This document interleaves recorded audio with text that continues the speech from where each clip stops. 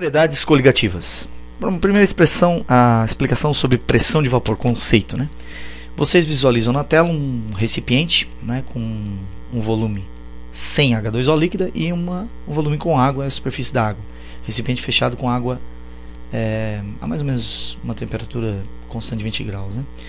Como as moléculas de água estão em movimento, a colisão entre elas transmite energia até as moléculas da superfície da água. Essa energia transmitida, mais energia das moléculas da superfície, faz com que as moléculas de água consigam romper as forças intermoleculares que as unem e assim consigam passar para o estado vapor ou fase vapor. Num determinado momento, o volume do recipiente é saturado de vapor e então o vapor começa a sofrer condensação. Então haverá equilíbrio entre as fases vapor líquido, água líquida, vapor. Chegamos então à pressão de vapor da água. A pressão de vapor varia de acordo com a temperatura. Quanto maior a temperatura, maior será a pressão de vapor conforme a tabela.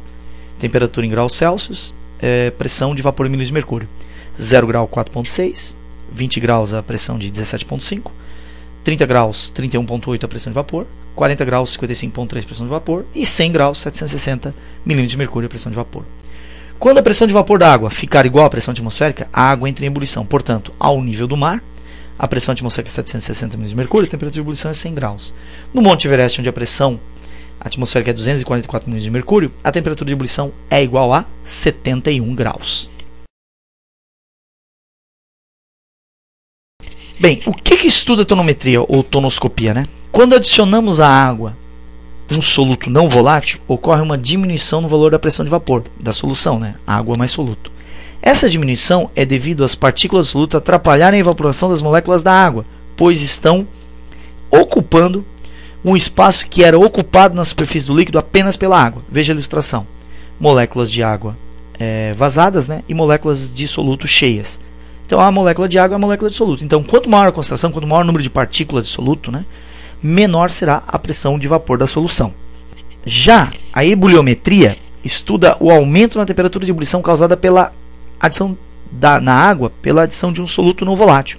Quanto maior o número de partículas adicionadas, quanto maior a concentração, maior vai ser a temperatura de ebulição.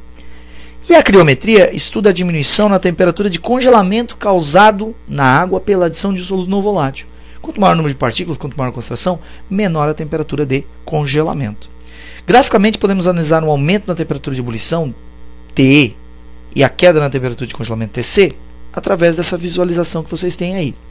Então, quando a gente tem a água pura, o ponto de ebulição é 100 graus.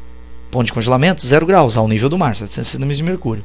A mistura, que é a linha pontilhada, que é a água mais soluto não volátil, a temperatura de ebulição é maior que 100, como vocês visualizam, e a de congelamento é menor do que 0 graus Celsius.